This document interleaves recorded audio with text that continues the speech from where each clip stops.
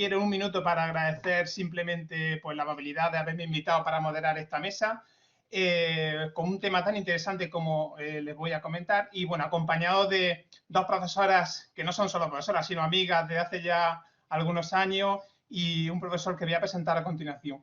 Y simplemente un minuto, porque no quiero robar tiempo, la mañana es ajustada y densa, para presentar el tema, porque bueno, estábamos comentando aquí que sí hay algunos problemas derivados en materia de comunidades energéticas locales por la falta de regulación, porque quizás se podía haber aprovechado la ley, como ya se comentó ayer, la nueva ley de cambio climático y transición energética para haber hecho alguna mención, aunque se hubiera remitido luego a un desarrollo reglamentario a las mismas, pero no se ha hecho, aunque sí creo que se está haciendo ya, está tramitando una norma reglamentaria al respecto, porque son muy importantes, como se va a desvelar ahora en las 3 ponencias que componen esta mesa. Bueno, el asociacionismo, ese enfoque comunitario, ese enfoque de igualitarismo y quizá de modulación un poco de los intereses comerciales que rodea a estas comunidades energéticas locales, pues enlazando, ¿no?, con los nuevos paradigmas sobre la administración cooperativa, la gobernanza o la nueva cultura de lo público. Yo creo que pueden ser un buen instrumento, sobre todo, bueno, a partir de las nuevas tecnologías de producción renovable descentralizada, para acercar la gestión de la energía a los ciudadanos. Por eso creo que es muy interesante, muy oportuno y acertado, como todo el Congreso, pues el tema de esta mesa. Y voy a dar paso a la primera ponente, sin más dilación, para no robar tiempo, rogando pues una extensión de 15-20 minutos para cada ponente. La primera ponente, que es la profesora Isabel González Ríos, catedrática de Derecho Administrativo de la Universidad de Málaga, como digo, a mí desde hace ya algunos años, y por suficientemente conocida. No voy a aburrir con su extenso currículum en esta materia y en otras, como pues mucho, sobre la doctrina de ayuda administrativista lo conoce, ¿no? Procedimiento administrativo, servicio de interés general, por supuesto, derecho de la energía, y últimamente también, en lo que me atañe a mí, transparencia en la contratación pública. La profesora González Ríos nos va a hablar, en primer lugar, sobre las comunidades de energía renovables y las comunidades ciudadanas de energía. Como les digo, vamos a hacer unas ponencias de unos 15-20 minutos cada una, y si hubiera tiempo al final, aunque ya me han advertido que la mañana va un poco justa, pues haríamos un pequeño debate si hubiera alguna pregunta en los últimos minutos antes de dar paso a la siguiente mesa. ¿De acuerdo? Pues Isabel, cuando quieras. Muchas gracias, Lorenzo. Buenos días a todos. Voy a comenzar con la ponencia sobre comunidades de energía renovable y comunidades ciudadanas de energía. La verdad es que la comparto con la profesora Isabel Gallego, con lo cual yo voy a hacer un enmarque general del tema. Voy a hacer una pequeña reflexión sobre el contexto jurídico en el que se reconocen estas comunidades energéticas. Me voy a referir también brevemente al marco jurídico que tenemos ahora mismo respecto de las mismas, un poquito sobre la finalidad de estas comunidades de energía y también sobre su composición. Me centraré en la composición, sobre todo para reivindicar el papel que corresponde a las entidades locales en la creación de este tipo de comunidades, y terminaré pues haciendo una pequeña propuesta de lege ferenda para la regulación futura de las mismas.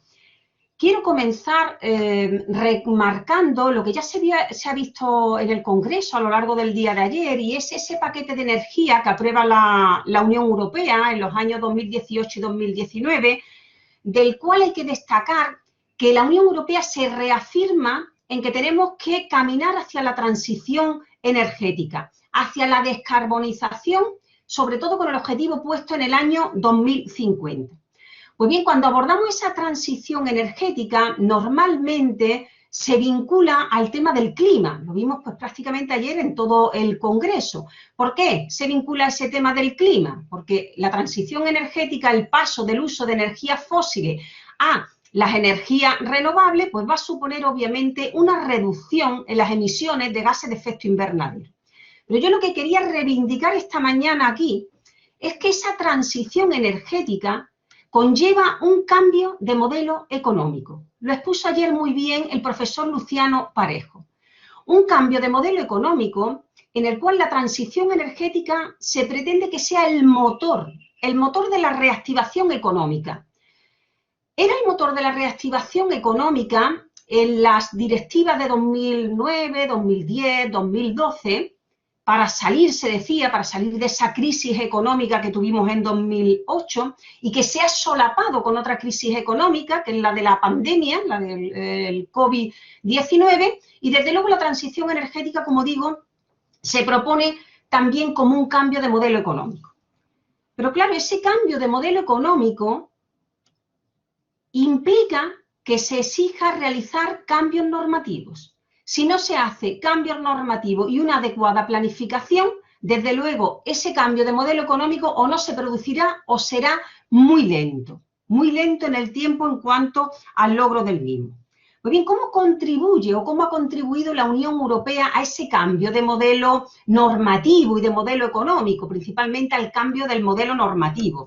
Yo diría que la Unión Europea contribuye principalmente porque ha establecido objetivos obligatorios para los Estados miembros, objetivos obligatorios en cuanto a la introducción de las energías renovables y de la eficiencia energética. En segundo lugar, porque ha establecido las medidas que hay que adoptar en cada sector económico relacionado con la energía.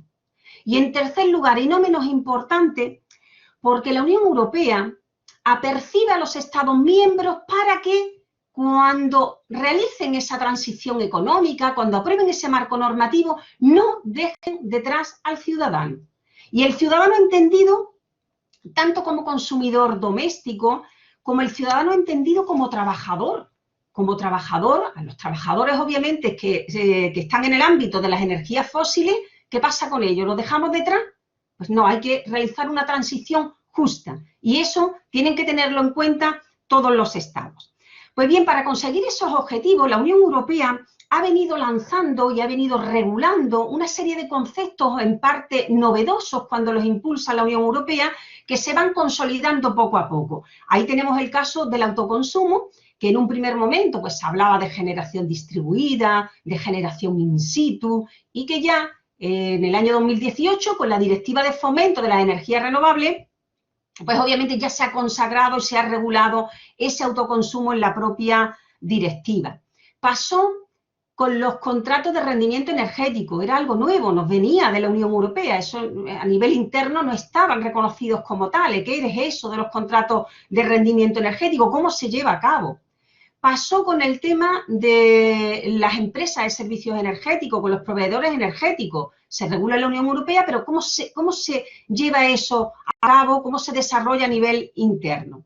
Y ahora veo que vuelve a ocurrir con un concepto novedoso muy interesante, que es el de la comunidad de energía renovable y el de las comunidades ciudadanas de energía.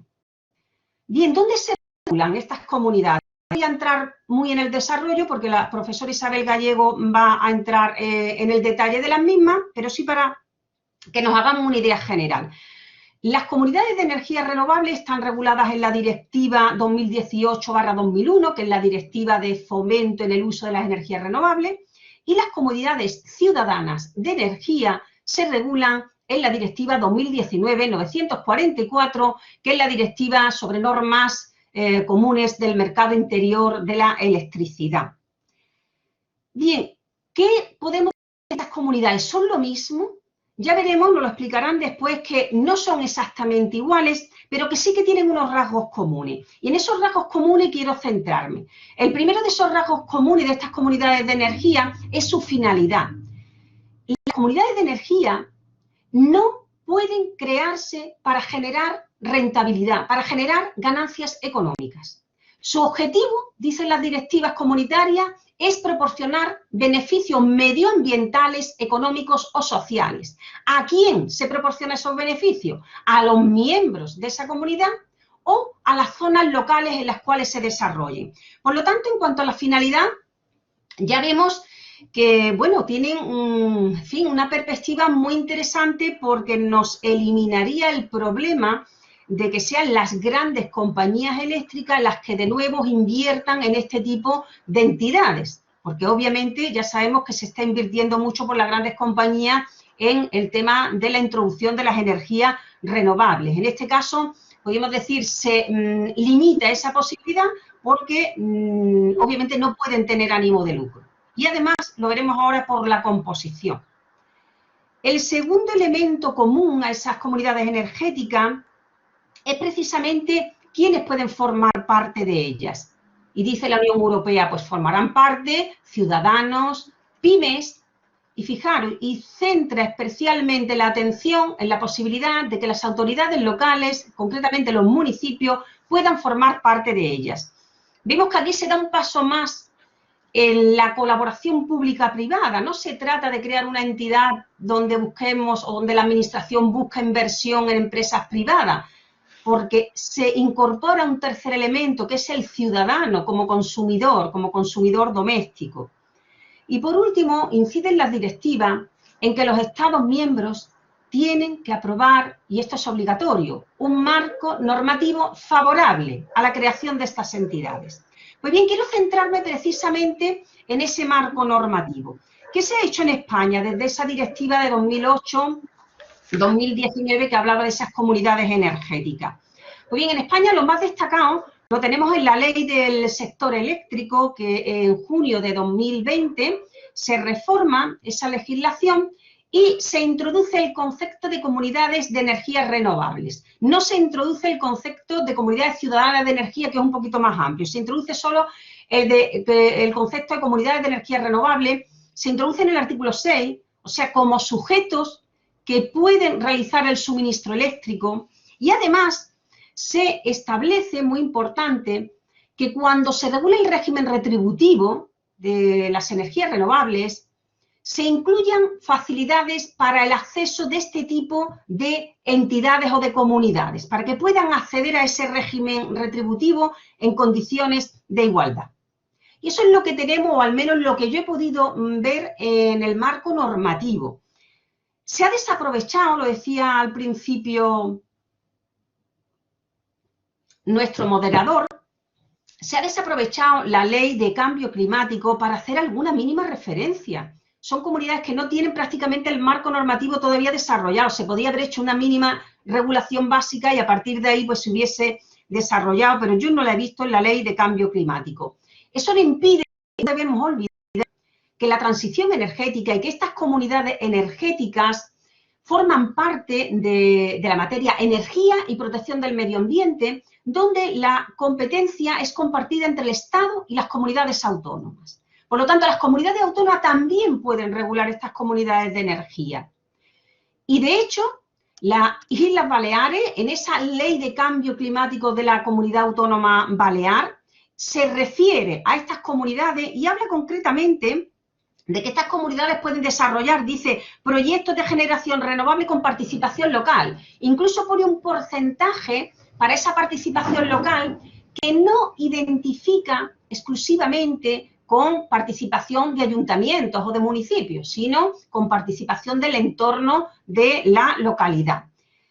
Esa ley es quizás, esa ley autonómica es quizás de las más desarrolladas o que más referencias contienen a la materia. Al margen de eso, lo que tenemos sobre las comunidades de energía renovable más desarrollado a nivel interno en España no es un reglamento siquiera, es el Plan Nacional Integrado de Energía y Clima. El Plan Nacional Integrado de Energía y Clima se ha aprobado su versión final en marzo de este mismo año, de 2021, se ha aprobado por un acuerdo del Consejo de Ministros. Dice la Ley de Cambio Climático, lo veíamos ayer también, que se tenía que aprobar por un reglamento. Pues no está aprobado todavía por reglamento. Mientras que no está aprobado por reglamento, lo que se contiene en ese plan pues son meros declaraciones programáticas. ¿Qué dice ese plan como de interés en relación a las comunidades energéticas de energía renovable o comunidades ciudadanas de energía? Pues bien, lo primero que destaca es que es un instrumento ideal para la participación ciudadana en las mismas y también para la participación de las entidades locales. Pero es que es más, es que lo prevé como una de las medidas, una de las políticas para hacer o para llevar a cabo la descarbonización. O sea, obviamente tenemos que ir a la descarbonización con muchas medidas, con muchas líneas en distintos sectores, pero uno de ellos va a ser el crear este tipo de entidades. Insiste el plan en que ese sería el primer paso para aprobar el marco normativo de estas comunidades. Y además, fijaros, dice el plan, las comunidades ciudadanas de energía, su punto de partida va a ser el autoconsumo colectivo, lo veíamos ayer, pero no es la única actividad queda mucho por andar en otras actividades, en servicios energéticos, servicios de inteligencia. Veíamos ayer los temas de agregación, el tema también del almacenamiento. Pues todos esos son temas que podrían abordar estas comunidades ciudadanas o comunidades de energía, en sentido amplio. El plan, me llama la atención el Plan Nacional Integrado de Energía y Clima, porque en varios momentos del plan insiste en que hay que realizar dice, capacitación de la ciudadanía. Y dice, ¿para qué esa capacitación? Y añade el plan, para identificar, tramitar, ejecutar y gestionar proyectos y movilizar inversiones. Pues a mí, desde luego, se me antoja harto complicado que la ciudadanía, si la entendemos como el ciudadano, el consumidor medio, podamos lograr esa capacitación para que emprendan este tipo de proyectos de energías renovables. Puede que se esté refiriendo a profesionales, capacitación de la ciudadanía, pero en el ámbito de los profesionales, pero me consta que profesionales, tanto técnicos como jurídicos, tenemos un gran problema en cómo se lleva a cabo, cómo se crean, qué forma jurídica adoptamos, cuál es la mejor, qué problemas hay, cómo se resuelven en cuanto a la creación de estas comunidades de energía. Por lo tanto, capacitar a los ciudadanos en esta materia lo veo muy complicado. ¿Cuál es el papel entonces que corresponde a los entes locales en la creación de este tipo de entidades? Las directivas comunitarias hablan de que las entidades locales pueden participar, habla de las autoridades locales, pueden participar, no es obligatorio. Ahora bien, hay muchas razones que nos llevan a defender que los entes locales tienen que tener un papel proactivo en las mismas. Ya lo dice el Plan Nacional de Energía y lo dice la Ley de Cambio Climático que os he hablado antes de las Islas Baleares. Tienen que tener un papel proactivo. ¿Y por qué ese papel proactivo? La mayoría de los proyectos, de las actividades que van a desarrollar este tipo de comunidades, se van a desarrollar obviamente en el ámbito local, en el sector principalmente de la edificación y también en el sector de la movilidad, del transporte. Tenemos que tener en cuenta que los entes locales pueden tener o jugar un papel muy importante con el tema del derecho de superficie, con el tema de cesión de cubiertas de edificios públicos, de edificios de los entes locales. Tenemos que tener en cuenta también que estas entidades tienen que tener una ausencia de ánimo de lucro. ¿Quién mejor para llevarlas o para impulsarlas que un ente local que tiene que guiarse por el interés general? Pues a otra razón, obviamente, para apoyar esta idea. Pero es que además, la Unión Europea, en la última reforma, a mí me da la impresión que ya no está en el ámbito pensando en el autoconsumo eléctrico, que ya se considera superado, que ya se sabe que los Estados miembros han puesto las medidas oportunas para llevarlo a cabo, sino que la Unión Europea está en la introducción de las energías renovables en el sector térmico, en el sector de la calefacción y de la refrigeración. Y por varias veces y en varias normas distintas se dice que los entes locales tienen que facilitar la creación de redes urbanas de calefacción y de refrigeración, llegando incluso a sustituir o a permitir que el consumidor pueda dejar sus compañías tradicionales que suministran este tipo de servicio para unirse a una red local siempre que sea obviamente más eficiente, siempre que obviamente tenga una ventaja. Bien, ya hemos echado una lanza a favor de que los entes locales impulsen este tipo de comunidades. El problema está en qué forma jurídica se adopta, cuál es todo el procedimiento, qué es lo que quieren los técnicos, lo que necesitan es lo que normalmente facilita el IDAE, una tabla donde te dice, estas son las técnicas, los procedimientos, estas son las autorizaciones, este es el camino que tenéis que seguir normativamente para poder echar a andar o para crear una entidad. Bien, el problema que se plantea aquí es que la Unión Europea lo deja muy abierto. Las comunidades que han venido funcionando ya en otros países de este tipo, comunidades energéticas, normalmente han adoptado formas jurídico-privadas. Sin embargo, en las directivas, en la regulación que se hace de ellas, lo que percibo es que se está buscando que se adopte una forma, a ser posible, jurídico-pública, o al menos en la que participe un ente local, una entidad local, una autoridad local en la misma. Y ahí yo prácticamente de las formas que he analizado, veo que podría tener con dificultad las sociedades mixtas, porque con una sociedad mixta donde haya participación o inversión privada y pública se pueden poner en marcha, faltaría la pata del ciudadano, eso cómo lo integramos en esas sociedades. Habría que tener en cuenta, obviamente, la iniciativa pública de los entes locales en la actividad económica. La iniciativa pública en la actividad económica ya sabemos que tiene muchas limitaciones, entre otras el principio de sostenibilidad financiera. Pero claro, ese principio cuadra con una entidad que va a ser sin ánimo de lucro, que pretende conseguir objetivos medioambientales. No parecería lo lógico aplicarle esos principios tal cual. Otra opción podría ser que se hiciese una regulación legal en el mismo sentido que se ha hecho en el ámbito urbanístico, donde la legislación pues crea y están consolidadas, funcionan perfectamente las entidades urbanísticas colaboradoras, donde también hay participación privada.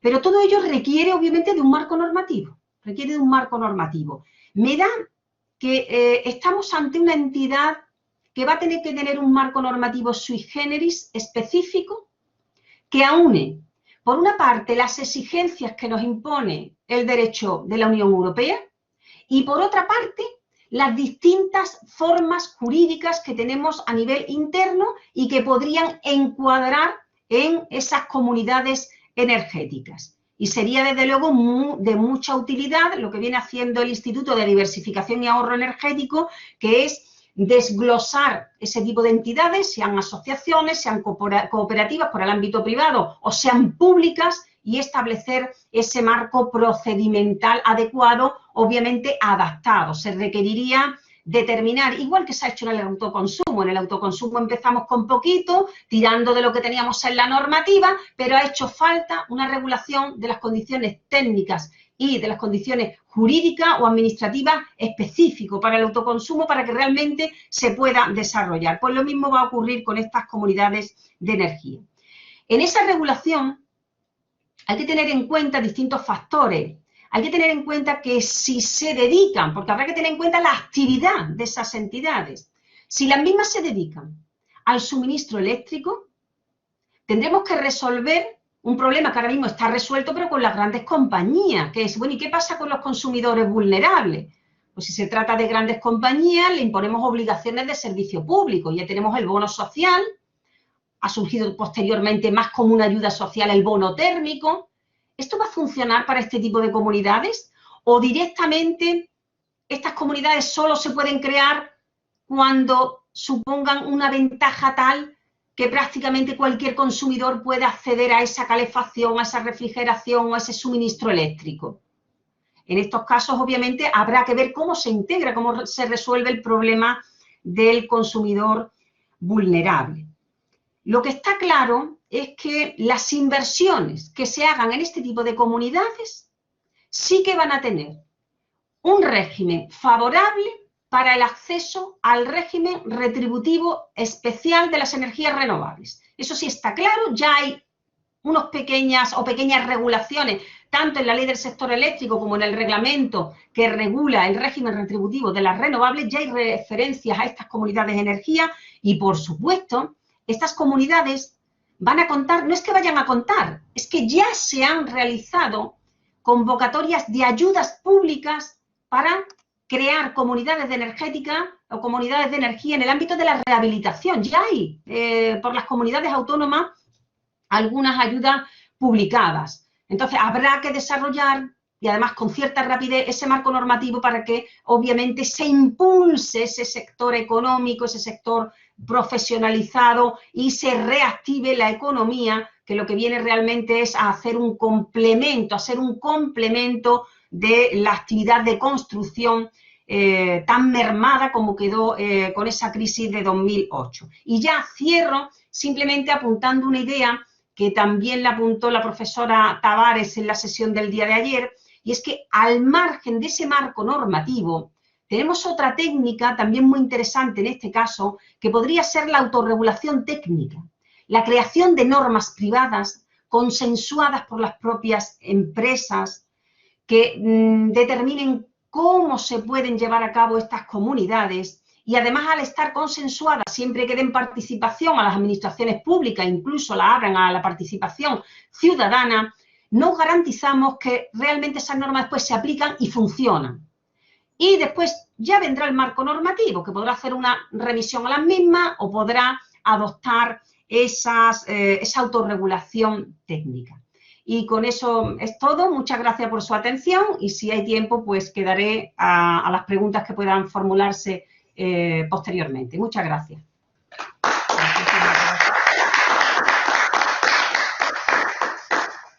Muchísimas gracias, Isabel, por la claridad y síntesis de la exposición de un tema que, como bien ha explicado, resulta bastante complejo sin un marco normativo, sin un apoyo normativo aún al que agarrarnos. Bueno, a continuación va a intervenir otra Isabel, la profesora Isabel Gallego Córcoles, profesora titular de Derecho Administrativo de la Universidad de Castilla-La Mancha, acreditada catedrática y secretaria general de la universidad.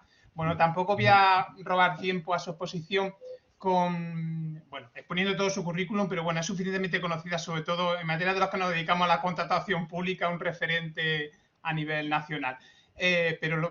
Y sobre otros temas, ¿no? Sobre los que yo empecé a seguirla, como en materia de aguas, por ejemplo. Vamos a pasar a concretar un poco más esta figura de las comunidades energéticas, dando un paso más y concretando concretando a las finalidades, una de las finalidades fundamentales a las que en principio deberían estar dedicadas, que es el tema de su ponencia, que serían las comunidades de autoconsumo. Pues lo mismo, unos 15-20 minutos, Isabel, y si da tiempo al final haremos una ronda final de preguntas genéricas para todos. ¿De acuerdo? Cuando quiera, Isabel. Muchas gracias.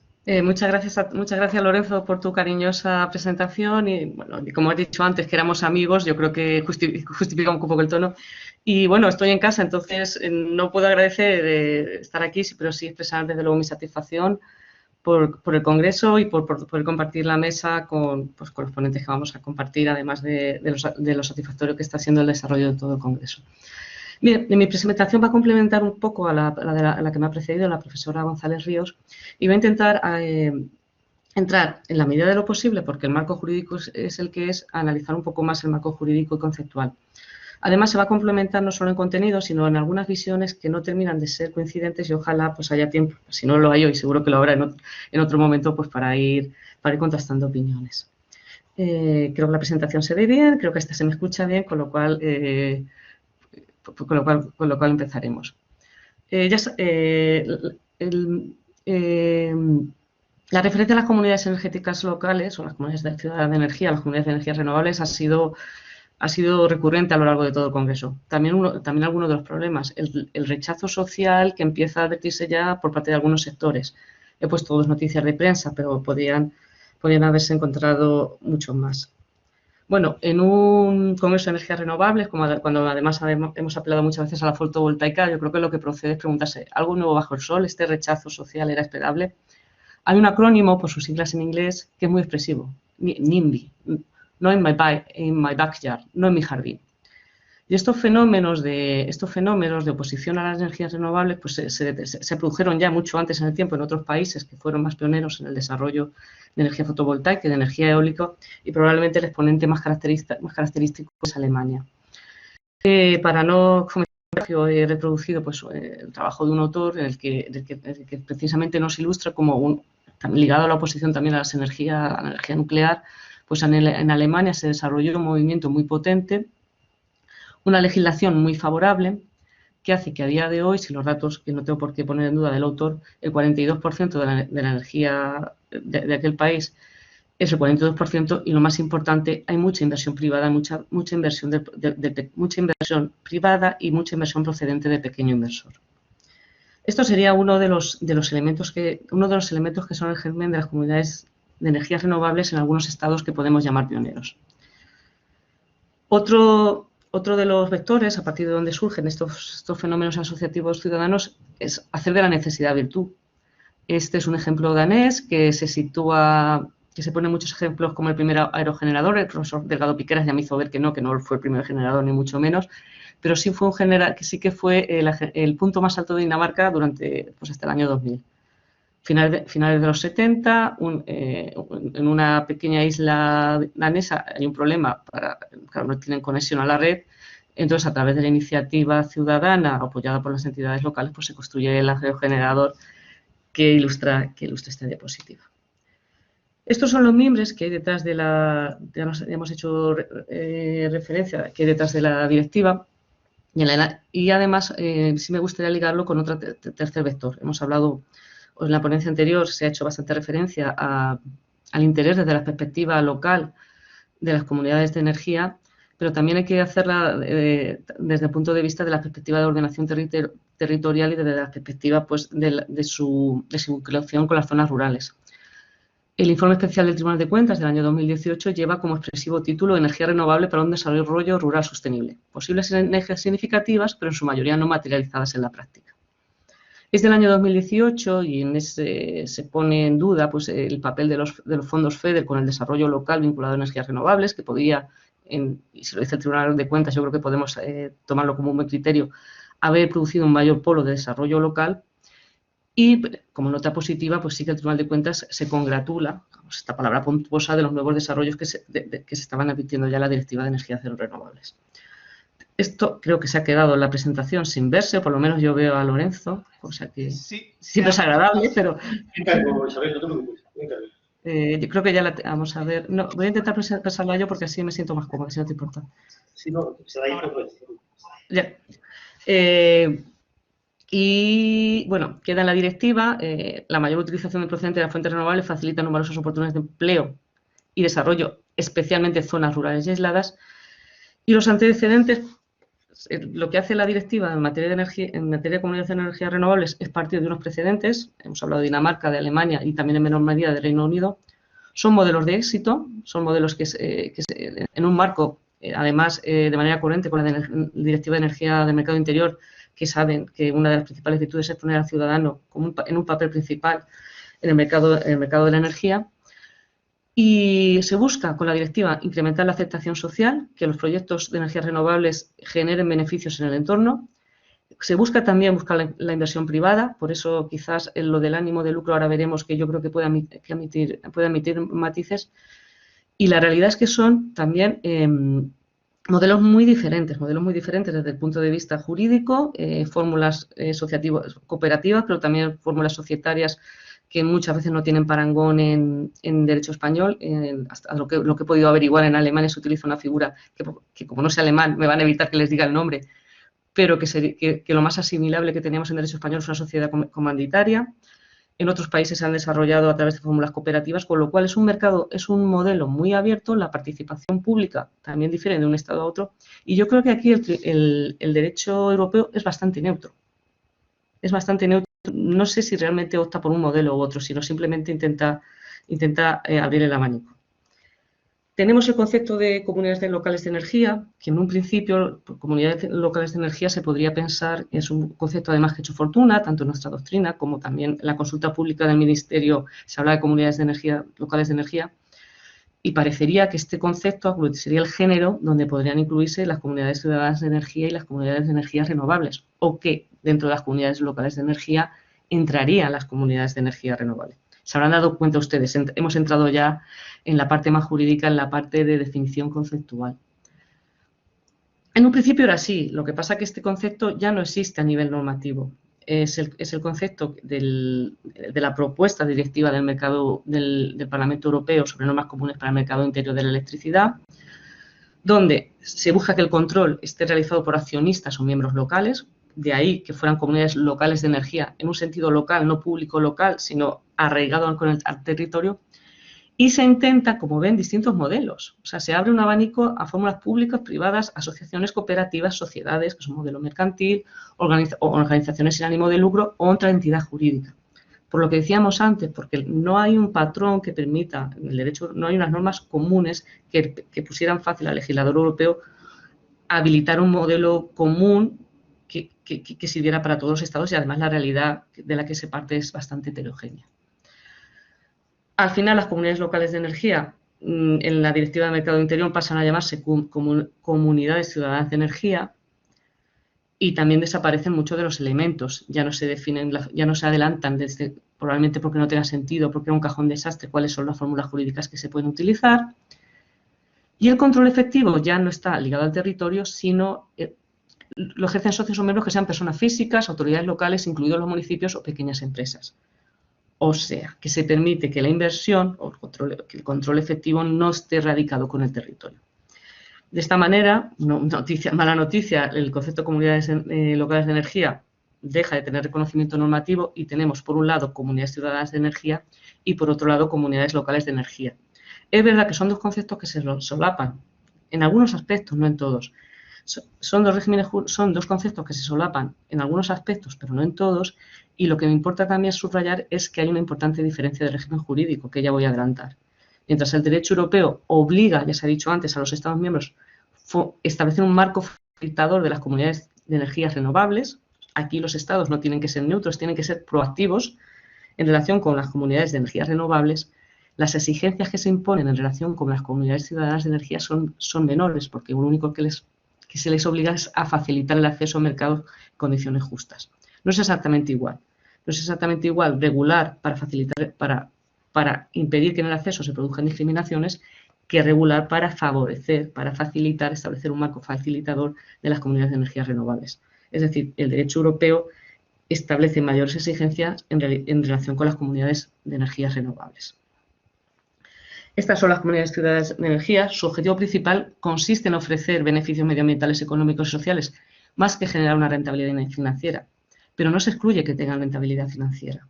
Una cosa es cuál sea el objetivo principal y otra cosa cuáles pueden ser los fines de la sociedad. Y yo creo además que esto no debe ser con sospecha. Bueno, en las interesantes jornadas de ayer salió varias veces. El principal incentivo de los ciudadanos para emprender proyectos de autoconsumo no es un motivo ético o medioambiental, es un motivo económico. Entonces no hay que desdeñar tampoco que las motivaciones económicas, que no siendo las principales, pues puedan favorecer el tránsito a un modelo que yo creo que, sobre todo hoy, los que estamos aquí reunidos, vamos a transigir que es deseable. Las comunidades de energías renovables, sin embargo, sí que tienen el componente local. Se solapan en algunos aspectos con las comunidades ciudadanas de energía. No podemos hablar ya de que hay un género y hay un tipo, género o especie. Son conceptos diferentes que operan en planos similares, pero que existen diferencias, y la principal diferencia y la principal consecuencia es que los Estados lo que tienen que facilitar son las comunidades de energías renovables. Son entidades jurídicas, se caracterizan porque son una forma jurídica frente al autoconsumo colectivo, que no se crea una nueva forma jurídica, y están efectivamente controladas por socios o miembros que están situados en las proximidades de los proyectos. Aquí sí que las comunidades de energías renovables son, si me lo permiten, comunidades locales de energía, porque hay un arraigo local, no tanto en todos sus miembros, sino con el control. No se excluye, porque es el modelo que se dio en otros estados, que pueda haber socios inversores que estén lejos de los proyectos, pero estos socios inversores, su papel no puede ser tal que conlleve el control de la sociedad. Además, estos socios en una base social concreta son personas físicas, pymes locales, incluidos beneficios, frente a lo que ya se subraya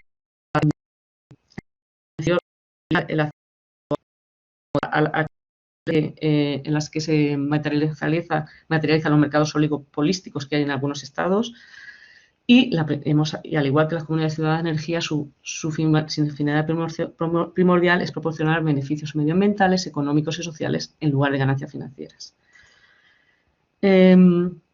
Por tanto, si comparamos los conceptos, las comunidades ciudadanas de energía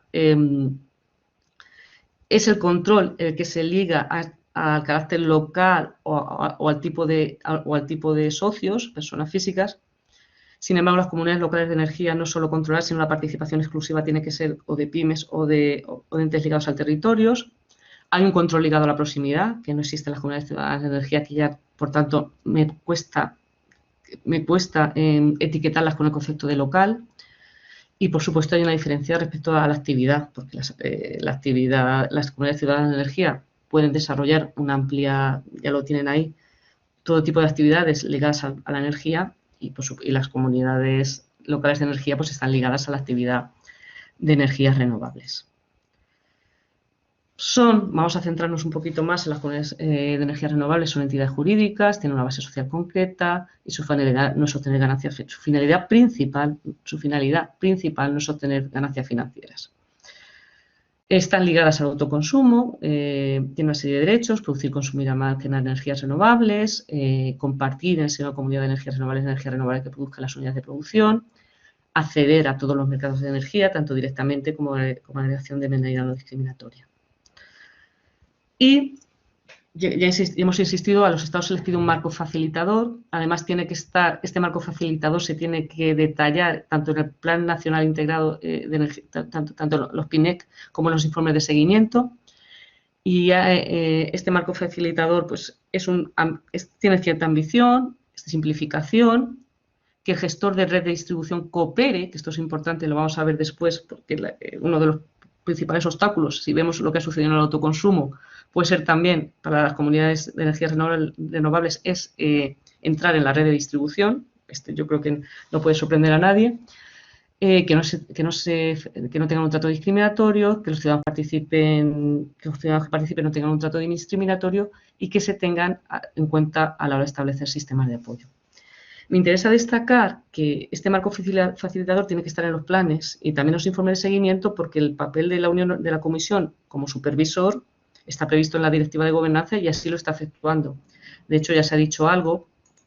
El borrador del Plan Nacional Integrado de Energía y Clima pues tenía una serie de medidas y dentro de las pocas recomendaciones que se hizo a España fue facilitar una información más detallada sobre las medidas destinadas a reducir la carga administrativa y los marcos facilitadores.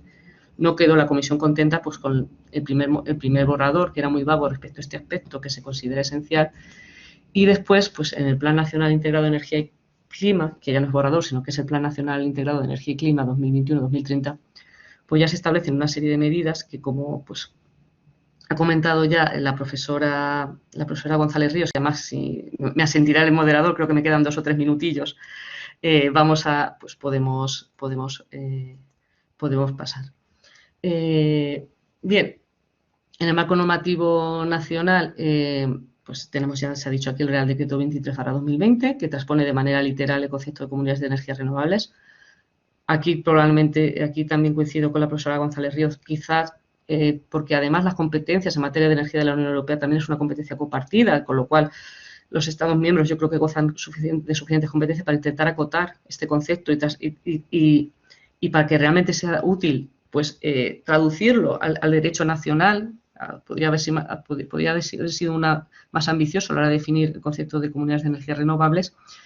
Y solo se prevé dentro de este marco facilitador, que hemos visto que en principio es mucho más ambiciosos, particularidades en el establecimiento de un régimen retributivo especial. Pregunto ahí si vamos hacia el modelo alemán, porque estos regímenes retributivos sí que parece que fueron parte del modelo del éxito del despliegue de las comunidades de energías renovables en el derecho alemán, que como ya he dicho, pues se ha tomado un poco como referencia. El Real Decreto 960/2020, que desarrolla el régimen económico retributivo, prevé que se puedan tener en cuenta las especialidades de las comunidades de energías renovables. Lo que pasa que a fecha de hoy tampoco se acota muy bien en qué sentido. No existe más allá ningún nivel de concreción, más allá de que pues, se tendrán en cuenta las particulares en la definición de los criterios y el funcionamiento de la subasta, cosa que entre eso y decir poco, pues no creo que haya una diferencia sustancial. Y pues, tampoco las comunidades de energías renovables, porque probablemente no sea un concepto lo suficientemente maduro en nuestro derecho, pues no se han tenido en cuenta en la primera subasta, de la que además se nos habló, yo creo, de una manera muy atinada en una de las comunicaciones que tuvimos oportunidad de escuchar ayer.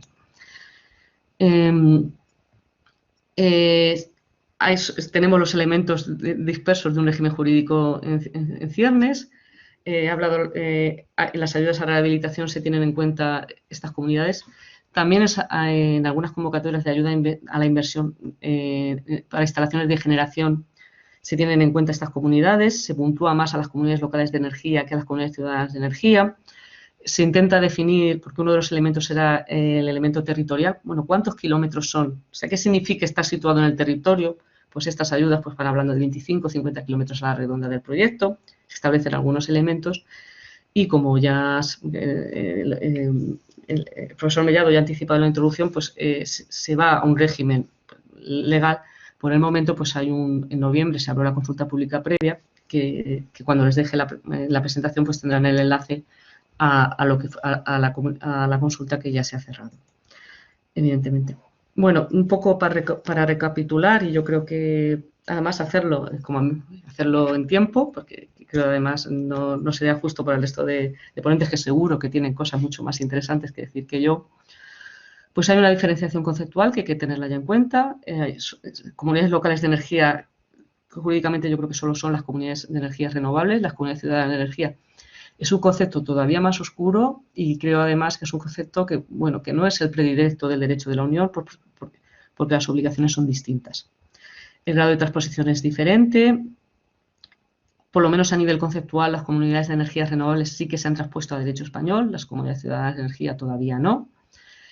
Pero aún así no dudo de si hemos traspuesto totalmente la directiva. Y digo que dudo que hayamos traspuesto totalmente la directiva porque nos obliga no solo a introducir el concepto, sino a establecer un régimen facilitador. Yo creo que si este régimen facilitador se limita a prever de una manera muy ambigua que se vaya a tener en cuenta en el régimen retributivo, no me quedo excesivamente satisfecha, y no creo que la Comisión Europea, cuando se tenga que hacer el informe de cumplimiento de la directiva, pues considere que hemos cumplido la directiva en este punto.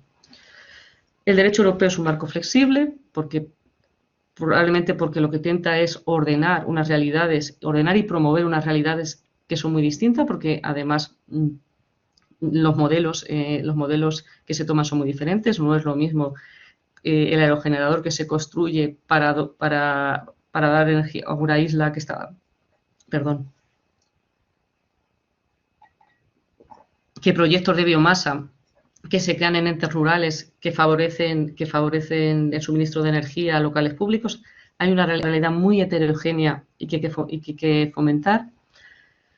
En tercer lugar, hay que plantearnos si realmente nos tomamos en serio la planificación o todos estos planes que nos establece la nueva gobernanza, porque a mí me llama poderosamente la atención que en el Plan Nacional Integrado de Energía y Clima, que se habla mucho, porque así no lo dijo la Comisión Europea, de que se iba a hacer, se siga estableciendo en términos muy ambiguos. No se hable del régimen retributivo, que era lo que se iba a hacer de manera inmediata, o sea, lo que se hizo de manera casi paralela. No se hablan de cuotas, no se habla de objetivos. Quizás sería en la planificación el momento para reflexionar de modelo, dónde queremos las comunidades de energías renovables. Las vamos a utilizar para vertebrar el territorio, como también aconseja el Tribunal de Cuentas. Creo que el modelo de planificador podía ser más ambicioso, por ello más útil. Y luego, dentro de las medidas facilitadoras, hay mucho por hacer. Bueno, ayer la profesora Gracia Lucena pues nos habló de las ayudas fiscales, que parece que han sido un modelo de éxito en determinados ordenamientos, y probablemente pueda ser una vía de actuar. Hemos hablado ya de las subastas, pero también probablemente habrá que pensar en un régimen simplificador cuando el acceso sea por parte de las comunidades de energías renovables, que por aquí todavía no se ha empezado a trabajar. Habrá que intentar superar o prever que no haya accesos a aquellas que cuando se produzcan excedentes en materia de autoconsumo, porque ya digo, los modelos son distintos, que no vayan a tener los problemas del acceso a la redistribución que parece que están teniendo los autoconsumidores. Ayer nos lo explicaba muy bien. Y luego, coincido totalmente con la profesora González Ríos, el papel de las comunidades autónomas no se tiene que desdeñar. No se tiene que desdeñar porque tienen competencias en materia de energía, que son indudables, una competencia compartida, y además tienen competencias en materia de vertebración territorial. Probablemente, y también se habló ayer, a través de las medidas de fomento,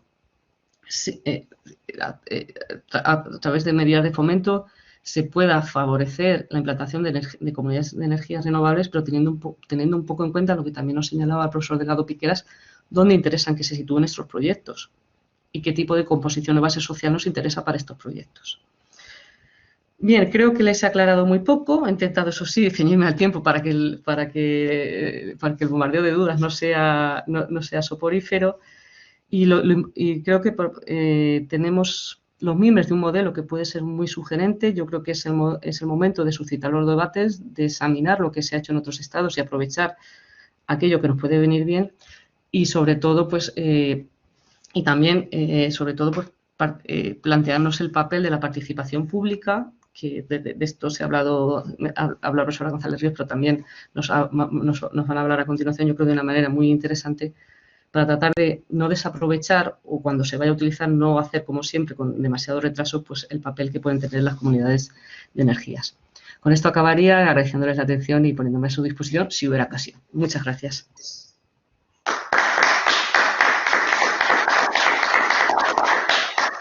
Muchísimas gracias, Isabel. Vamos muy bien de tiempo, así que no te preocupes. Yo creo que ha quedado excelente tu ponencia, como siempre. Ha quedado suficientemente clarificador entre las dos ponencias, una el marco general, el introductorio, establecido por la Unión Europea, y luego cómo se ha intentado trasladar lo mínimo que se ha traspuesto a nivel interno.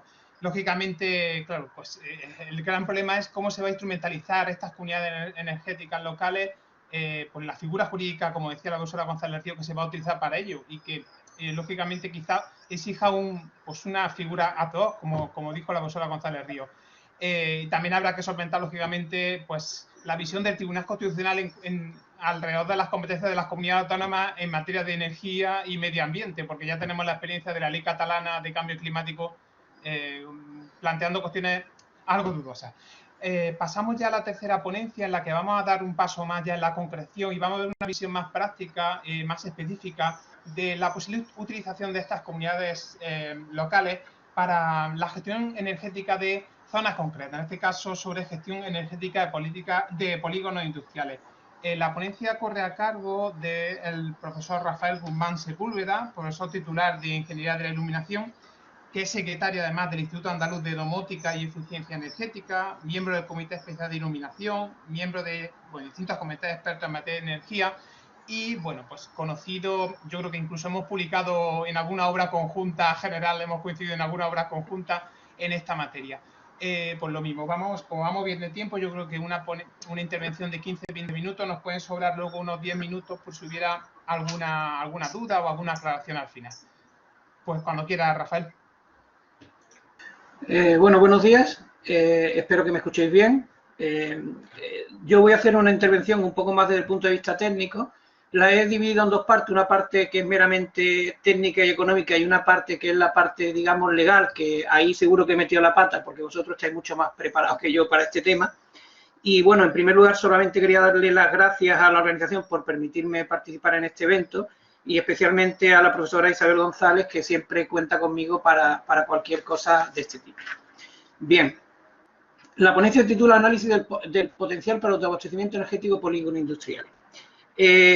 Tenemos que tener en cuenta algo importante, es la capacidad de generación que tenemos en las cubiertas de los polígonos. Ahora veremos más detalladamente en qué consiste esto. Esto parte, nosotros realmente llevamos ya mucho tiempo trabajando en temas de aprovechamiento de energía solar en polígonos industriales. De hecho, prácticamente desde el 2007, en el que ya estuvimos trabajando en esta materia.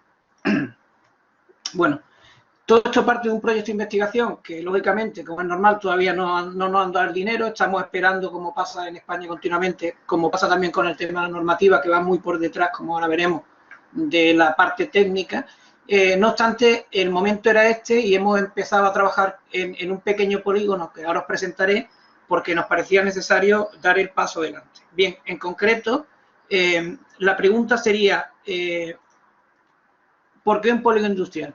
Bueno, en principio en Málaga tenemos alrededor de 9.841.683 metros de cubierta, es decir, fijaros el potencial tan importante que tenemos, ¿no?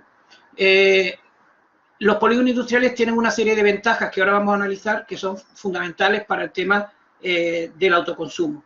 En primer lugar, la compañera Isabel, la anterior compañera, decía que efectivamente hay muchas personas que están en contra de las grandes plantas solares fotovoltaicas. Esto es cierto, en concreto en la zona donde nosotros vivimos en Málaga, ahora también se están promoviendo un par de parques solares enormes que lo que hacen al final es no aprovechar el terreno existente. Nosotros cuando lo hacemos en un polígono industrial, todas las cubiertas ya están construidas y podemos darle pues una ventaja fundamental, que es que no tenemos que ocupar un terreno que ya, sino que estamos usando una superficie existente.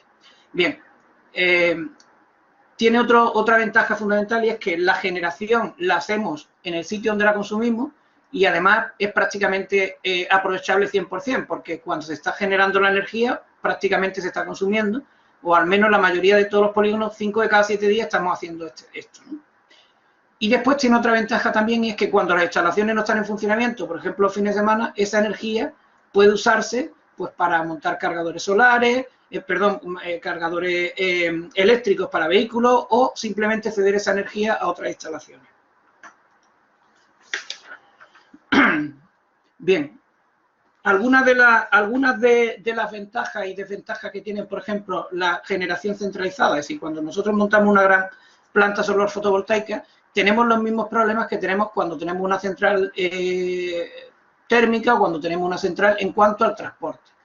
Esta gran central, en este caso estoy poniendo una central de la India, una de las mayores del mundo, genera la energía que tiene que ser evacuada hasta los puntos de consumo. Y para ello, lo primero que tenemos que hacer es subir la tensión para el transporte, porque cuando la tensión es más alta existen menos pérdidas, realizar el transporte, posteriormente tenemos que volverla a transformar para que la puedan usar los usuarios. Todo este proceso tiene unas pérdidas muy importantes. ¿Qué ocurre con la generación distribuida o la generación, como en este caso nosotros estamos planteando en un polígono? Primero, que la energía se produce en las horas de mayor consumo. Esto ahora lo estamos sufriendo con la nueva reforma de los precios, ¿no? Es decir, durante el día los precios son más caros y, sin embargo, cuando estamos generando energía solar fotovoltaica sobre cubierta, el uso se hace en el momento en el que se está consumiendo y que además es de máximo consumo. Esto también nos posibilita, porque normalmente los polígonos industriales están asociados, tienen asociaciones, la facilidad para crear plataformas comunales. Como hemos dicho, si estamos consumiendo in situ, no tenemos que hacer esa sobreelevación de la tensión y la bajada, con lo cual estamos ahorrando una gran cantidad de energía. Y después, lógicamente, ahora veremos que tenemos un menor coste de la energía. Cuando planteamos elegir un polígono para comenzar el estudio, nos planteamos varias cosas. Primero, ¿por qué nos interesaba? Pues nos interesaba un polígono que estuviera cerca de nuestra instalación. En concreto, vamos a trabajar en un polígono, estamos trabajando en un polígono que está a 15 kilómetros de nuestra escuela, de nuestra facultad, con lo cual el recorrido que tenemos que hacer es corto. Segundo, el número de naves también es importante, porque esto es un ejemplo que después podremos extrapolar a polígonos mayores. En este caso, concretamente, tenemos 22 naves. Algo que también nos importaba es que, porque desde el principio nosotros siempre hemos querido contar con el ayuntamiento en el proyecto, y en este polígono industrial el ayuntamiento tiene una nave que es concretamente esta que señalo, con lo cual estamos asegurándonos la participación de esta entidad, ¿no? ¿Y por qué nos interesaba mucho que fuese el ayuntamiento? Pues primero, porque el ayuntamiento es el que se encarga de las autorizaciones y legalizaciones. Segundo, porque es un gran consumidor. Aunque la nave aquí sea pequeñita, la ventaja que tiene también la ubicación de este polígono es que aquí tenemos la ciudad deportiva de Cártama, donde tenemos campos de fútbol, pistas de tenis, de pádel, y lo más importante, tenemos una piscina que es un gran sumidero de energía, porque calentar el agua requiere una gran cantidad de energía. Lógicamente puede dinamizar el proyecto, y de hecho ya lo está haciendo, ¿no? Nos facilitó un escrito que se le presentó, le mandaron a todos los propietarios de las naves industriales un escrito diciéndole que íbamos a pasar por allí, que le íbamos a presentar nuestro proyecto y que por favor colaboraran con nosotros. Y de hecho, elegimos también el Ayuntamiento de Cártama porque es uno de los pocos ayuntamientos de la provincia de Málaga que tiene incentivos fiscales en cuanto al IBI para aquellas personas o aquellas entidades que hagan instalaciones solares fotovoltaicas. En concreto, el IBI lo reducen el 15% durante 5 años. Bien, ¿cuáles serían las fases que hemos planteado para el proyecto? De las cuales nosotros solamente vamos a presentar hoy las dos primeras. La primera sería, porque claro, toda la normativa está estupenda, pero si los miembros del polígono, los dueños de las naves, no ven una rentabilidad económica al proyecto, no van a seguir hacia adelante. Luego, lo primero sería analizar la capacidad de generación y de consumo del polígono y ver si efectivamente el proyecto es viable. La segunda parte, que ya es bastante complicada, sería la presentación a los usuarios de los resultados y las propuestas de creación de la comunidad energética. Nosotros desde el principio nos estábamos planteando montar una cooperativa. Ahora veremos si esto es la idea, lo ideal, y los interlocutores que tengo al otro lado ahora mismo de la pantalla serán los que me dirán si vamos por el camino acertado o no, porque desde luego desde el punto de vista jurídico estáis más versados que yo. Posteriormente realizaríamos ya la instalación en de las cubiertas solares. Otra siguiente fase sería la reducción de consumo mediante la monitorización, es decir, la cosa no queda en montar las placas y ahorrar energía y que el coste económico sea más barato, sino que nos interesa mucho tener el control de los consumos, saber cómo se está manejando aquello. Eso no se puede montar y dejarlo de la mano de Dios, sino que hay que estar controlándolo periódicamente para ver si efectivamente hay que hacerle limpieza a los paneles, baje el rendimiento, etcétera. Después, nos interesa también una gestión continuada de la generación y la demanda. Y último, y dentro de los pasos, que además también lo recomienda la Comunidad Energética, la Comunidad Económica Europea, y que nos parece muy interesante, sería la digitalización de los socios. Si tenemos que impulsar la digitalización y el plan de recuperación y resiliencia. Bien, pasando ya a los temas importantes.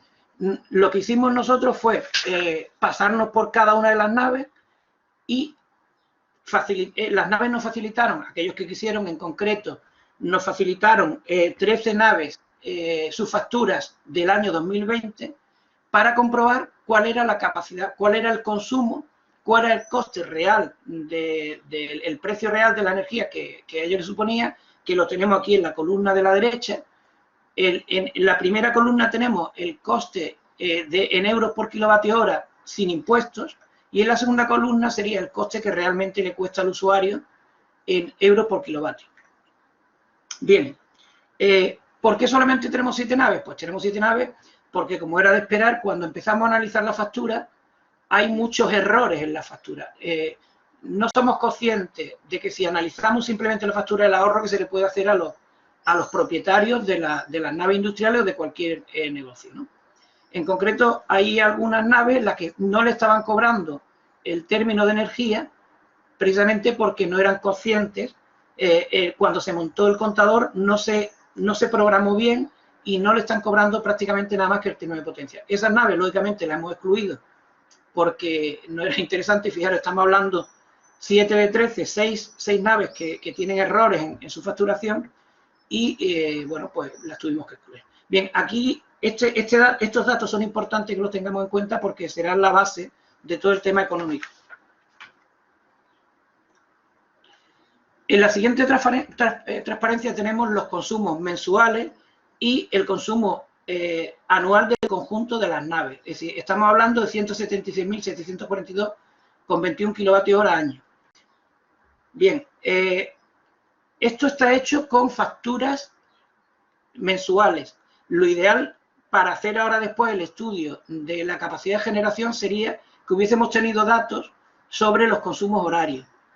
No obstante, como siempre, las compañías suministradoras no te favorecen en ningún caso el que tú puedas hacer ningún tipo de estudio, que lógicamente ellos entienden que va a mermar pues su recaudación económica, que al final es lo que creo que fundamentalmente le importa.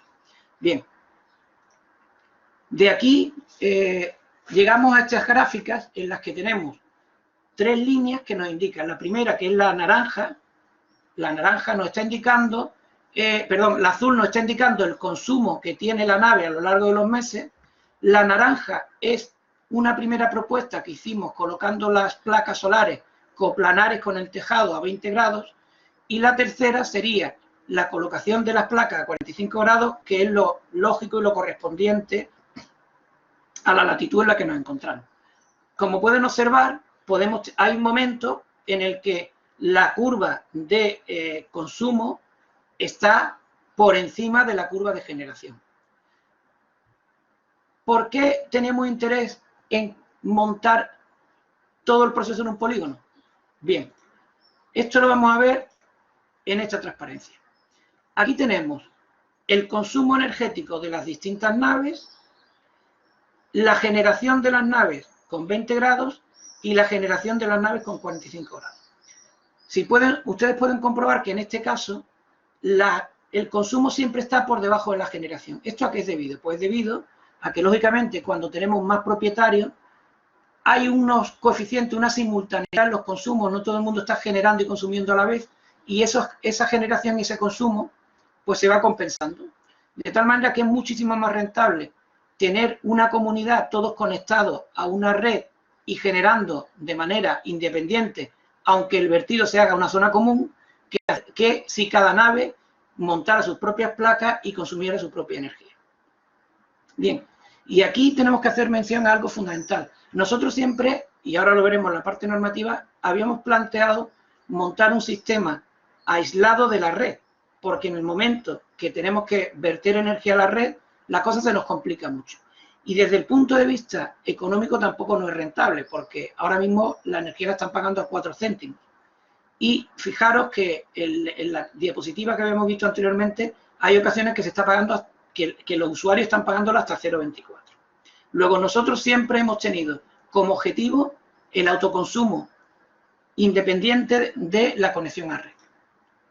Bien, la pregunta sería ahora, bueno, vamos a ver cómo rentabilizamos esto. Lo primero que tendríamos que saber es cuál es el coste de montar todas las cubiertas solares. Aquí tenemos las potencias montadas en cada nave y aquí tenemos el precio de la instalación. El precio de la instalación normalmente ronda por vatio instalado.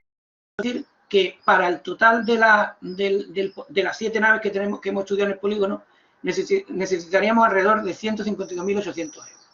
Bien, ¿esta cantidad es una cantidad desorbitada? Bueno, pues para ello lo primero que vamos a hacer es volver a recordar los precios de la energía y al recordar los precios de la energía estamos viendo que estamos pagando desde 0,19 hasta, perdón, 0,15 lo mínimo hasta 0,24 o 0,27. ¿Qué ventaja sacarían los propietarios si montaran la cubierta solar? Bueno, pues la ventaja fundamental que sacarían es que el precio de la energía que ellos generasen los pagarían más barato. Y la pregunta sería, bueno, ¿y por qué tienen que pagar si ellos la están generando? Bueno, pues tienen que pagar porque al final a nosotros tenemos que tener algún sistema de control de quién consume más o quién consume menos. Porque en España además existe la picaresca de que cuando ya no nos cuesta, pues ahora montamos más potencia de la que necesitamos. De tal manera que lo que haríamos sería poner un precio en principio estándar rondando los 0,10 céntimos para que los propietarios de las cubiertas pagaran 0,10 céntimos de euro por kilovatio consumido. Bien, si tenemos en cuenta lo que hemos dicho y cobramos a cada usuario 0,10 céntimos de euro, teniendo en cuenta los consumos y los generados, esta sería la diferencia de generación. Es decir, nuestro polígono, en las condiciones en las que hemos establecido, tendría un superávit de 149.000 kilovatios hora. Yendo una vez más al tema económico, que es lo que al final va a convencer a las personas de si esto funciona o no, pues tendríamos lo siguiente. Estos serían los consumos de cada nave. Este sería el coste real que tienen actualmente las naves. Este sería el coste que tendría si la energía, en vez de costarle al precio que pagaban, la pagasen a 0,10, y este sería el ahorro anual de cada una de las naves. Bien, el montante total sería 27.571. Perfecto. Bien, hemos dicho también que tendríamos un superávit de 149.000 kilovatios. Esos kilovatios, y como hemos elegido el polígono, podrían ser cedidos a uno de los socios, que sería el propio ayuntamiento, para calentar el agua de la piscina municipal. Y eso tendría unos ingresos para el conjunto, para la comunidad energética, de alrededor de 14.985 euros anuales. Bien. Si nosotros tenemos en cuenta además que las 7 empresas solamente pagarían 12.836, eso implicaría, bueno, las empresas pagarían por a 0,10 12.836, eso significa que anualmente esta instalación estaría generando, aparte de la energía que consumen los propios usuarios, 27.821,8 euros. Y en este momento lo que hemos hecho ha sido generar 3 hipótesis. Una primera hipótesis en la que decimos, bueno, solamente vamos a aprovechar el 50% de lo que generamos, eso significaría que estaríamos amortizando anualmente 13.911 euros y esto nos llevaría a una amortización de 11 años. Esto es una amortización directa sin tener nada más, simplemente dividiendo el dinero de lo que nos cuesta entre la amortización anual. Si pensamos en un sistema intermedio, pues estamos hablando de 6,87 años, y si somos muy positivos y decimos vamos a aprovechar el 100%, pues estaríamos hablando de 5 años y medio. Lógicamente, todo esto es sin ninguna subvención. Si nosotros aplicáramos algún tipo de subvención, En concreto, en este momento, la Agencia Andaluza de Energía está subvencionando con un 40% este tipo de instalaciones. Esto implicaría que en una situación intermedia, pues estaríamos hablando aproximadamente de unos 3 años y medio de amortización, que para cualquier empresario es algo muy rentable. Bien, llegado este momento, ya tenemos el caramelo para los empresarios, porque efectivamente ven que el periodo de amortización es un periodo relativamente corto y que es viable desde el punto de vista económico el sistema. Vamos a ver ahora desde el punto de vista legal cómo lo podemos enfocar. Hay dos partes, una que sería la legalización de la instalación, que bueno, desde el punto de vista de los ingenieros esto no nos complica excesivamente la vida, y otro sería la figura legal y económica que tendríamos que darle a esa comunidad energética que queremos crear.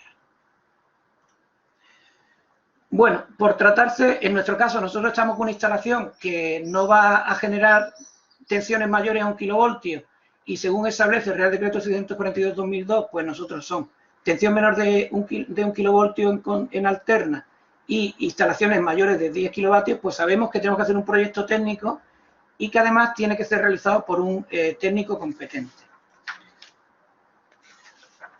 Desde el punto de vista administrativo, ¿qué es lo que nos interesa? Bueno, pues nosotros siempre tenemos claro que nos interesa una instalación de autoconsumo compartido, no conectado a red, ¿vale? Sino autoconsumo, pero sí, perdón, no conectado a red, no, autoconsumo, pero conectado a red. ¿Por qué? Pues porque si hay días en los que no tenemos capacidad de generación, sí que podríamos tirar de la red eléctrica. Lo que sí que nos parece muy importante es tener una red propia para lo que sería la distribución eléctrica de nuestra energía generada. ¿De acuerdo? Luego, si miramos la ley 24/2013, 26 de diciembre, pues nosotros tendríamos una instalación mayor de 100 kilovatios sin excedente y, lógicamente, esta sería la normativa que nos atañe. En cuanto a la tramitación administrativa, pues este tipo de instalaciones generadoras aisladas conectadas a red pues están exentas de depósito de garantía, están exentas, lógicamente, de solicitar un punto de acceso y conexión, porque no vamos a estar conectados a la red o no vamos a verter energía a la red, necesitan la inspección de un organismo de control, están exentas de realizar un contrato técnico de acceso, exentas de suscripción a la estación del contrato de acceso de suministro, exentas de aparecer en el registro administrativo de instalaciones de producción de energía eléctrica y, por último, estarán exentas del registro administrativo de autoconsumo de energía eléctrica. No sé si voy muy rápido, espero que no, y espero que se me esté entendiendo.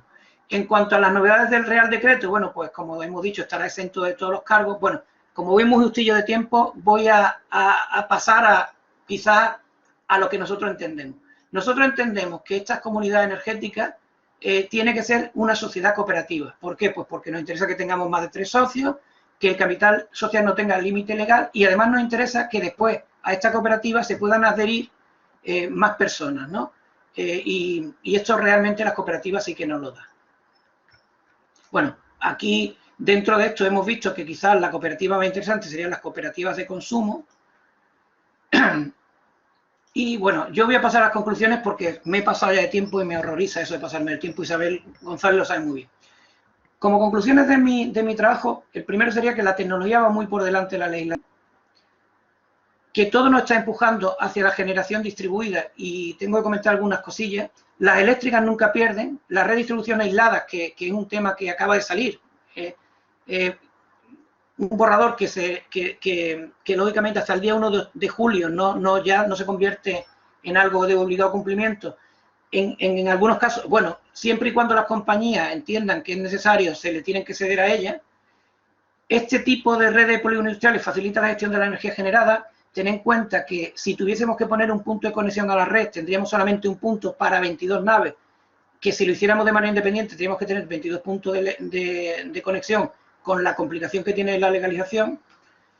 Se aprovecha el espacio en vez de usarlo específicamente para generación de energía suelo y no hay normativa que facilite la implantación de este tipo de instalaciones y en la mayoría de los casos está por llegar. Es decir, estas serían las conclusiones después de haber realizado el trabajo.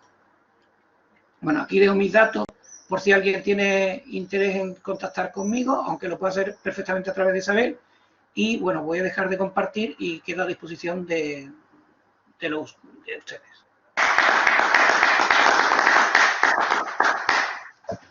Muchísimas gracias, Rafael. Yo creo que ha quedado muy claro, a pesar de la complejidad del tema y sobre todo para los que somos juristas, ha quedado muy claro. No solo que la legislación, la regulación va siempre por detrás de la tecnología y el problema es los intereses generales subyacentes a eso, sino que a veces la normativa obstaculiza el desarrollo, la implementación de la tecnología, no de los avances, que es lo problemático. Muchísimas gracias a los tres ponentes. Yo creo que pues ha dado una visión tanto teórica como práctica de las posibilidades que ofrecen estas comunidades energéticas a nivel local. Por mi reloj son y 25. Yo creo que no ha habido ninguna pregunta en el chat. No sé si alguno de los asistentes tiene alguna pregunta, alguna cuestión para aprovechar los 5 minutos que tenemos. Sí, entonces aquí tenemos una de Francisco Delgado. Pues si quiere, porque yo no la veo en el chat, si quiere intervenir. No, la persona. Perdón, ahora sí lo veo. Hola, ¿qué tal? Buenos días.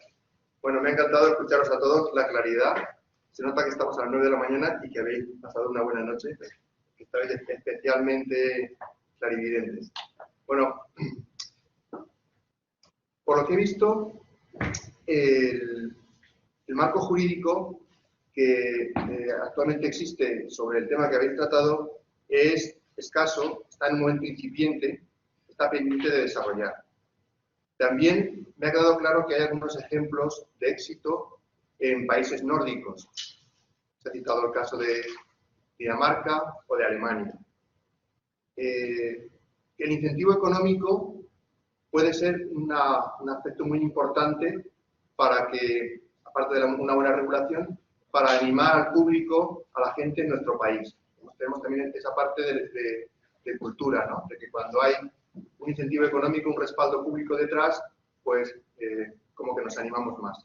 Mi pregunta va en relación con vuestros trabajos de investigación para sugerir un elemento más a incorporar a vuestro trabajo. O sea, más que preguntaros, quería daros trabajo, pero luego también alguna ayuda. Y es el factor sociológico español, y nuestra idiosincrasia. Con la idiosincrasia española, teniendo en cuenta nuestra mentalidad, ¿cómo podemos hacerlo para que esto cuaje, o al contrario, para que no sea directamente rechazado? Y se me ha ocurrido pensar en algunos ejemplos próximos que conozco, que quizá merecería la pena fijarse un poco en qué consisten y cómo funcionan, ¿no?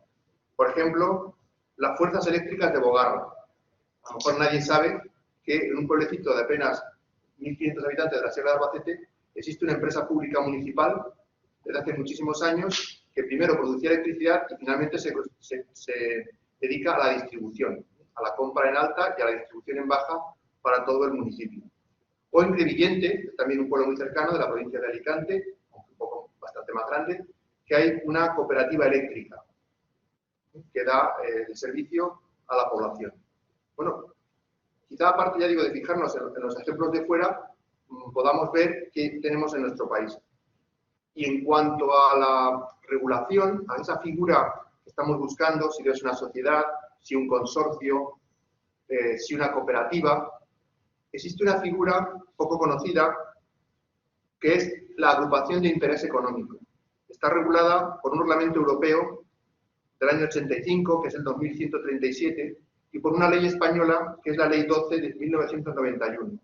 Estas agrupaciones de interés económico en sí mismas no tienen ánimo de lucro, pero sí que dan servicio a toda la que es la gestión y la actividad económica de sus socios, que pueden incorporar desde personas físicas a personas públicas, sociedades, etcétera, un conjunto muy heterogéneo, que compartan un mismo interés para una actividad concreta.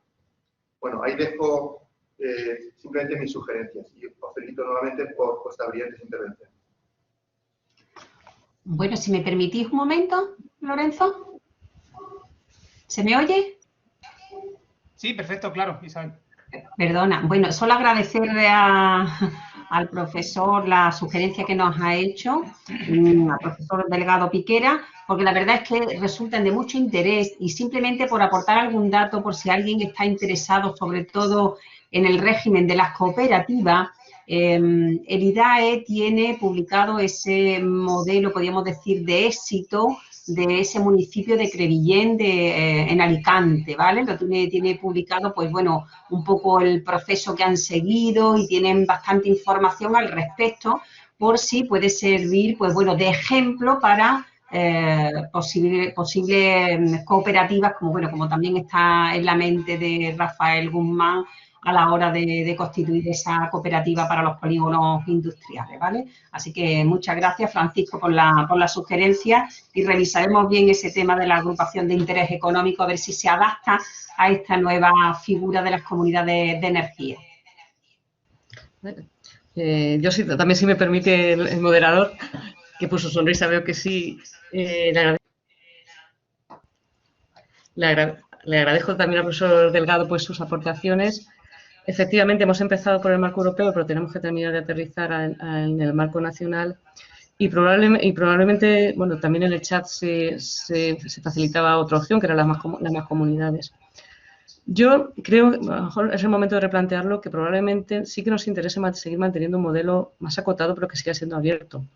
Porque las comunidades no optan solo por un modelo de participación pública, sino intentar aglutinar distintas iniciativas o unas iniciativas que sean preponderantemente públicas, como en el caso de Bogarra, otras que haya más colaboración público-privada, otras simplemente privadas, o sea, no pasa absolutamente nada. Y probablemente quizás aquí la propuesta sería no tanto establecer un concepto definido, sui generis, otra vez, de comunidades de energías renovables, sino probablemente, pues,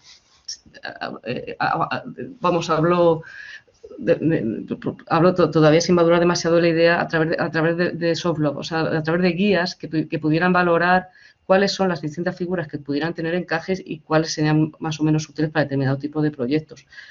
Y sobre todo intentar definir, facilitar, porque como nos decía Rafael Guzmán y también el moderador, que el derecho no es que vaya detrás, sino que sea un auténtico límite. Pues el reto es este. Y por lo demás, nada más. Y por cierto, los aplausos se oyen estupendos cuando uno está en su casa. Muchas gracias a todos. Muchísimas gracias. Sí, el profesor Andrew Cociolo, en el chat estoy viendo que nos proponía también pregunta o proposición, ¿no?, sobre la posibilidad de utilizar la figura de las mancomunidades de municipios, ¿no?, lógicamente en el caso de única participación pública. No sé si hay alguna otra cuestión, Roberto. Sí, aquí en la sala uno de los ponentes de ayer va a hacer también una pregunta. Un segundo, está llegando. Sí. Bueno, muchas gracias por todas las presentaciones. Yo tengo más bien una pregunta al último ponente, a Rafael, que tiene también un carácter en parte jurídico, o sea, que puede aplicar a los otros ponentes. Escuchando la exposición, mi pregunta sería referente a si en la actual normativa, el modelo que buscan desde un punto de vista técnico y jurídico no sería el del autoconsumo colectivo, y porque entiendo que estarían en la misma referencia catastral. Si no es así, la pregunta es, supongo que hay una limitación con la actual normativa por la distancia de los 500 metros entre las instalaciones. Y eso daría pie al planteamiento de las microredes o de las redes inteligentes dentro del polígono industrial. Y en ese sentido yo creo que la pregunta sería cuál sería la mejor figura jurídica. Creo que el tema de comunidades de energías renovables, siendo muy importante por todo el desarrollo de paneles en las superficies o en los tejados, realmente podría dejar fuera generación o almacenamiento que hubiese en el conjunto del polígono, que podría no ser necesariamente renovable. Imagino que habrá motores diésel, que habrá baterías, que habrá otros motores eléctricos y, por tanto, técnicamente entiendo que posiblemente la idea no de la comunidad de energía renovable, sino de la comunidad de energía en esa otra figura que nos presentaron las dos profesoras o catedráticas al principio de la exposición, sería a lo mejor más interesante. O sea que, resumiendo, dos cuestiones para si pueden comentar los ponentes. La primera es cuál sería la mejor solución técnica dentro del polígono industrial y si con la actual normativa se puede hacer por estar dentro de la misma referencia catastral o hay una limitación por los 500 metros o que tengan que conectarse a un único punto de un centro, de una subestación de distribución. Y lo segundo es esta discusión que me parece, para mí ha sido muy útil, entre las comunidades de energías renovables y las comunidades de energía. Y pienso que sería menos limitador en un polígono industrial como ese, que supongo que habrá fábricas o de todo tipo, quizás la de energía, porque podría integrar recursos distribuidos, almacenamiento y otros tipos de generación que no sea fotovoltaica. Este sería mi... Muchas gracias. Sí. En primer lugar, nosotros siempre hemos tenido la idea de generar energía en las cubiertas de manera común. Estar conectado a red es fundamental porque tenemos la necesidad de que cuando no haya sol podamos consumir energía. Y lo que sí siempre nos interesa era tener una red independiente de la red de las compañías suministradoras, ¿vale? La Directiva 2009/72 de la Comunidad Económica Europea habla de un concepto que se llama red de distribución cerradas. La red de distribución cerradas, que en España se ha hecho una propuesta de normativa que está en consulta pública hasta el día 1 de julio, establece que estas redes tienen que tener un punto de conexión para en un momento dado poder evacuar energía, ¿vale? Este tipo de redes es algo similar a lo que nosotros pretendíamos y tiene como ventaja que por tener solamente un punto de evacuación facilita mucho el control de la energía generada para las empresas, para las entidades que llevan el control de la energía. Cuando nosotros vertemos la energía desde una cubierta solar a la red, tiene que entrar en unas condiciones determinadas. Esto se ha hecho plantear fundamentalmente para evitar problemas como lo que ha habido en Australia o en California, que hay gran cantidad de personas que tienen conectadas sus placas solares a la red y la meten toda a la vez y la gestora de la red no es capaz de gestionar esa ingente cantidad de energía que se mete de manera simultánea, ¿no? Entonces, lógicamente, nosotros tenemos que tener una instalación aislada, pero conectada a red.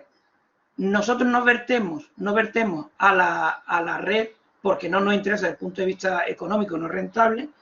Y ese punto de la red de distribución cerrada que vamos a tener conectada podría servir si a futuro nos interesa, porque el precio de la energía suba cuando te lo compran las compañías, cederlo a las compañías. Y además, esa red en anillo que nosotros montamos en el polígono nos permitiría también, si se abarata el coste de las baterías, poder recargar baterías para hacer el consumo en horas sol.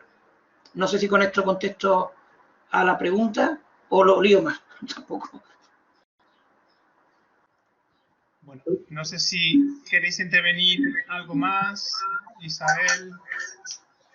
Bueno, pues yo creo que no hemos colado un poco de tiempo, podríamos cerrar un poco ya este panel. Yo creo que, que se podía titular En busca de la figura jurídica, ¿no? A ver qué figura jurídica utilizamos para poder transponer lo que las directivas comunitarias aparece como de forma genérica y funcional, pero que hay que transponer de alguna forma. Ahí en el chat se han hecho algunas propuestas, como mancomunidad de municipios. Mi problema fundamental, a la vez y como conclusión, es, se preguntaba, ¿hay algún límite en la participación de los entes locales? Claro, el dinero. ¿Cómo se participan los entes locales con dinero público en una entidad colaborativa que no busca ningún, pero puede satisfacer intereses? Entonces, yo veo la cuestión problemática. Otra opción, ¿no? La dejo también, consorcios, ¿no? La posibilidad, porque ahora, después de la Ley 40, pueden participar entidades privadas en los consorcios sin ánimo de lucro. El problema puede ser que pues las funcionalidades, ¿no? Y las oportunidades que plantean estas figuras son muy interesantes desde el punto de vista, pues, no solo desde el punto de vista de la utilización de renovables, sino del ahorro y de la eficiencia a través de la autogestión, ¿no? del consumo, y que esperemos que en los próximos meses haya una regulación de desarrollo reglamentaria que pueda dar cobertura a las mismas. Bueno, pues agradeciendo de nuevo a los tres ponentes y a la organización por la oportunidad de haber participado esta mañana en la primera de las mesas. Cerramos esta mesa y salvo que la organización me corrija, habría ahora un descanso, ¿no, Roberto? Hasta las 11, ¿no? Sí, vale, pues, muchísimas gracias a todos, enhorabuena por el congreso y adelante con él. Gracias a todos.